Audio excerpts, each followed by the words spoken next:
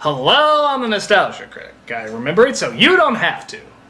Oh, Macaulay, why do you keep popping up here? I'm sure you're a nice guy. Hell, you were probably a nice kid. But man, did you pick some dumb movies! And we're here to look at another stinker with Richie Rich.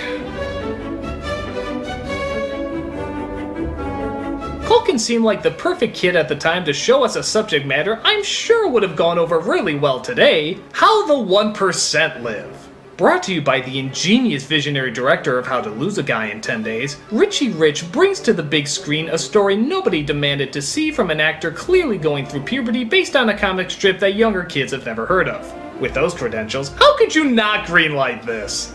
Well, time is money, so let's start spending. This is Richie Rich. So back in the 90s when we still had an economy, a young boy is born to a millionaire named Richard Rich. The boy's name? Richie Rich. You know, you ever wonder if either the father or son would have a different life if their parents named them Poor E Broke? Hey, that's my legally born name! We see them go through the typical rich kid jokes like playing catch while doing business meetings, genetically altering a dog's body to have money signs on it, creepy, even building a giant mounted portrait to themselves. Oh, people of today's current financial status would just love this film. But his life isn't all just fun and games. There's also the importance of keeping up the illusion that his life is not all fun and games. Like having him do a ribbon cutting at a tool factory. Fitting, as many would consider this character to be a united tool. On behalf of my dad, thanks for the wrenches.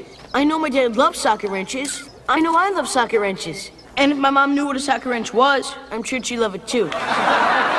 So as you may have noticed by this point in his life, Culkin is sounding less like the kid from Home Alone and more like the sped-up audio of Sylvester Stallone. I'd like to stay, but I gotta go do my homework. It's been real. Yo, Adrian, come on, let's go ice skate. He also has a loyal butler named Cadbury. And no, he doesn't talk like this. But he does manage to keep a close eye on little Richie. This area is not secure, sir. Don't touch him.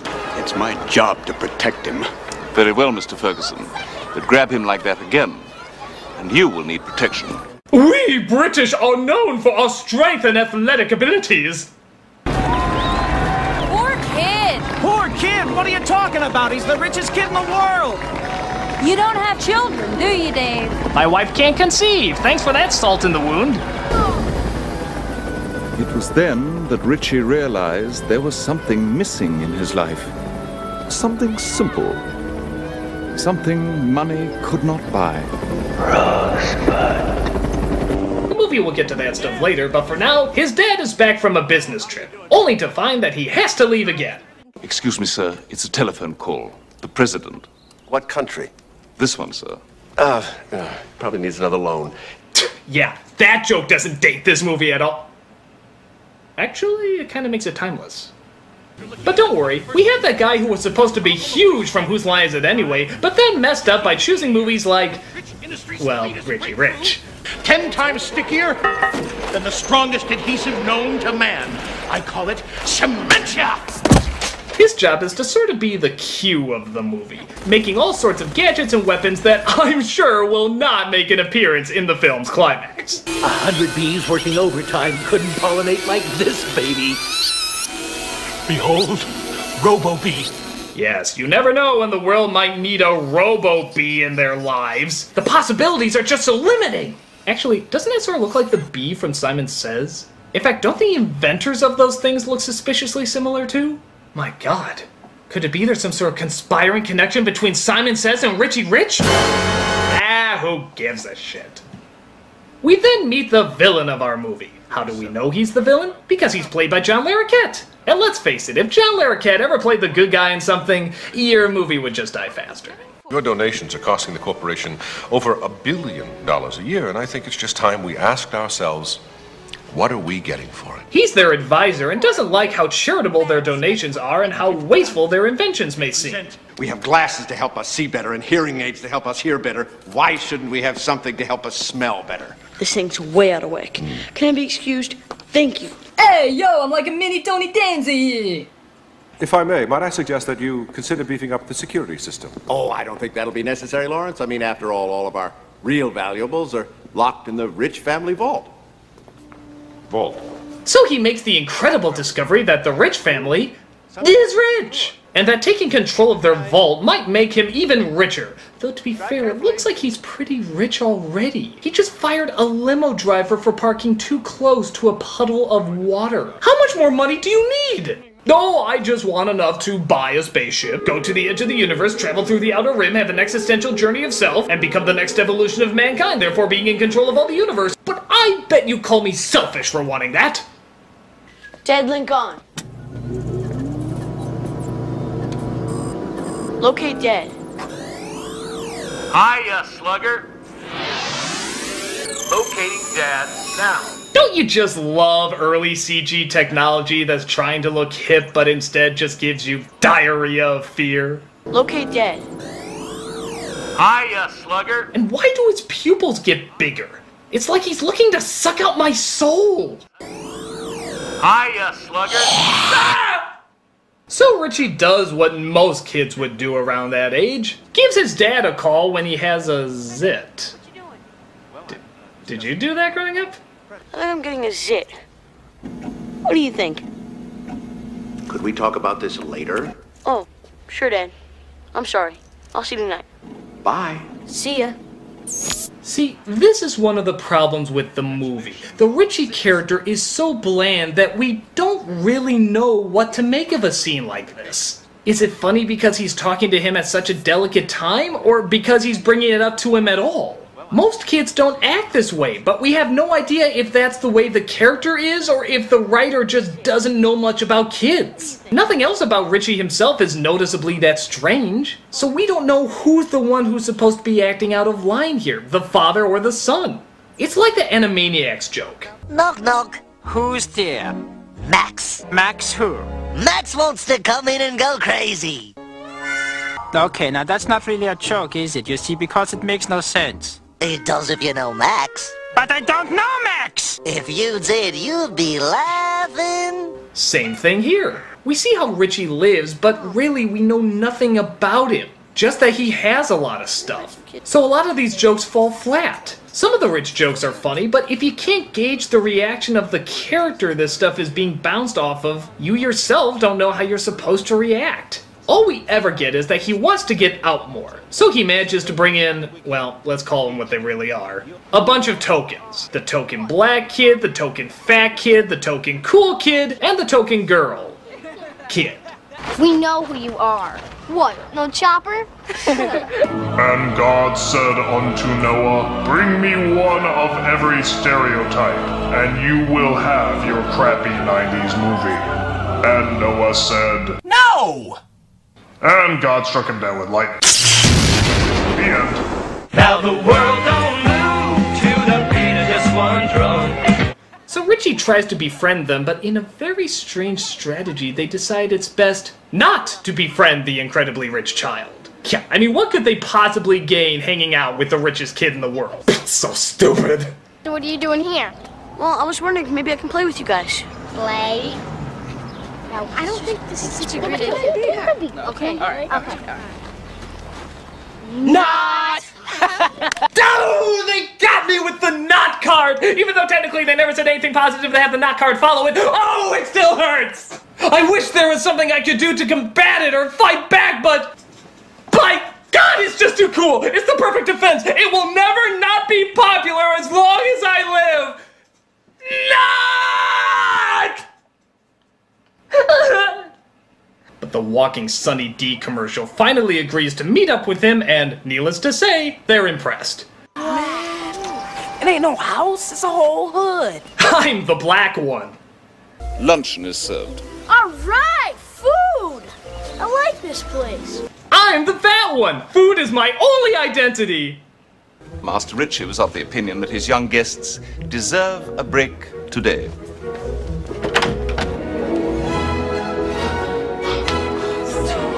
I believe that's bad screenwriting for insert your plug here.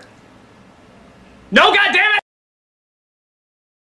Jello pudding pop is the best kind of pudding pop. Oh my goodness, a grenade. Now those.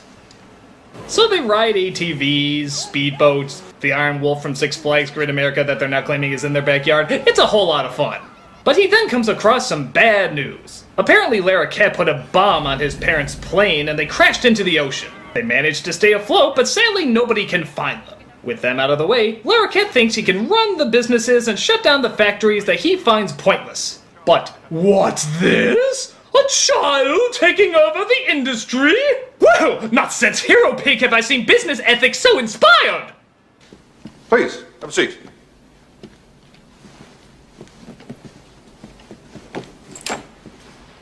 Okay, I'm not gonna lie, that was pretty badass. How much stock do I own? 51% of the voting stock. Yes, but you are not of legal age to exercise your voting right. I stand in loco parentis and guardian ad litem to Master Richie. And accordingly, I give him full proxy power and authority. Like a motherfucking boss, sir. So Richie is now running things, and, like always, he does a good job of it. You know, wouldn't it be more awesome in one of these movies if the hero just crashes and burns the company? Billy Bean has tried to reinvent a system that's been working for years. Hey, Daddy, do you think you'll lose your job? You're discounting what scouts have done for 150 years? What the hell am I doing? Just not working out.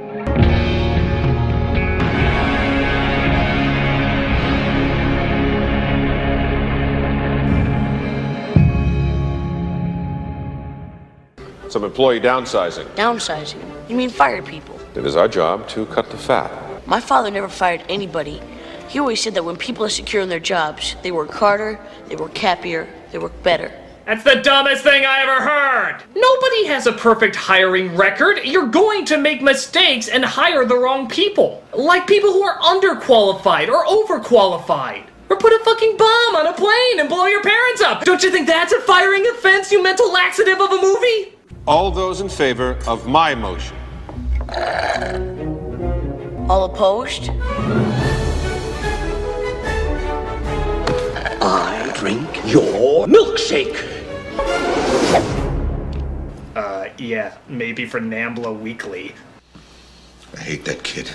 So he thinks of another way to take him down. He has the butler Cadbury arrested for, I don't know, making his eggs smaller or something. We received an anonymous tip and searched the Rich mansion. Bomb parts, detonation devices found in Herbert Cadbury's room. You're under arrest for the murder of Richard and Regina Rich. So he's framed for blowing up the folks, but Richie tries to break him out with one of the scientist's inventions. I want you to give this to my uncle. Let me see this. What's this? Very special toothpaste. He has really sensitive teeth. Well, this is Chicago, and it is Crook County, so I'll allow it. All right, you got 10 minutes to do whatever. Ew. So he gets him the stuff just in time to have a thrilling off-screen battle.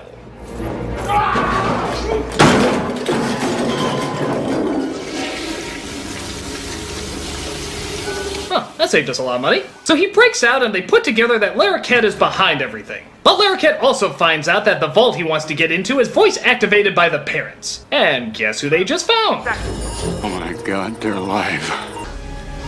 Yeah, it's found. It's a me, Mario Batali.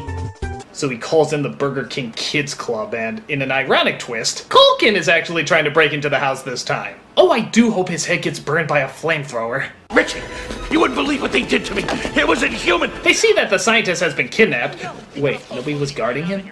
And he sees if he can whip up a diversion to distract the guards. What does he use? Bubbles. Fucking bubbles! The heck?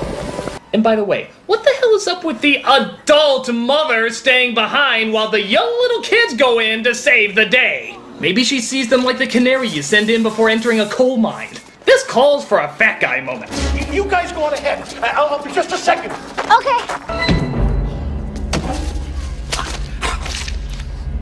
My inventions!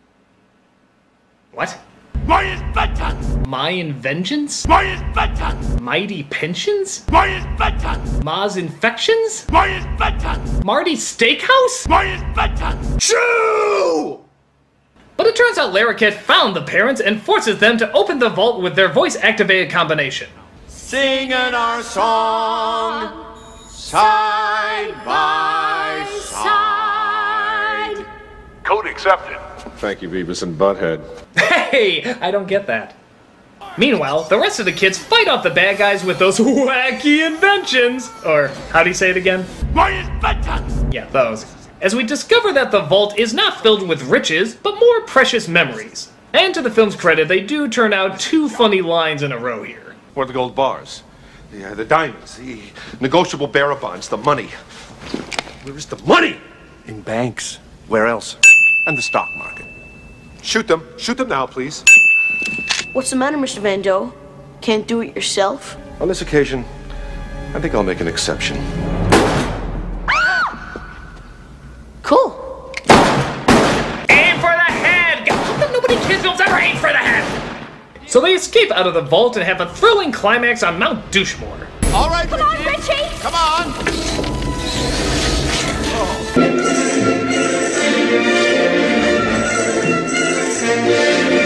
Now off you go. Oh, cut the crap and stop pushing!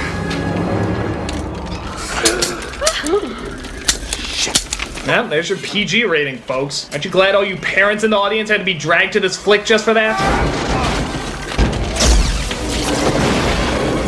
Oh my God, my nose! I look like Michael Jackson! Hey, Cole can testify for Jackson. I'm sure he takes great offense at that. Hence why he's still in this movie. Oh, who cares? They knock out the bad guy, he serves his community service, and Blandy Bland finds out that his friends are the real riches. Now our son really is the richest boy in the world. He has friends. So I guess that means he doesn't need the money and he'll be handing it over to some sort of charity, or we'll just roll the credits. Hey, if it ends the movie faster! I guess this isn't like the worst Culkin film or anything. It's got a few memorable moments and 1 or 2 funny lines. But the main character is so bland and the story itself is so phoned in that it's pretty hard to get invested. I will admit I did sort of like the butler character, as he seemed much more protective and caring than Richie's parents. But yeah, how about Richie's parents? Did they ever learn anything? Did they ever discover how to raise a kid better? Was there ever a story arc? Did they find out anything about their money or their son? I don't think this movie cared enough to answer that question. Hell, I don't even think it cared enough to ask it. It's just a last-ditch effort to cash in on a kid celebrity status before his testicles drop. If you want to get rich in life, start saving your money by not buying this piece of crap. I'm the Nostalgia Critic. I remember it so you don't have to. Or play the stock market. That usually helps too.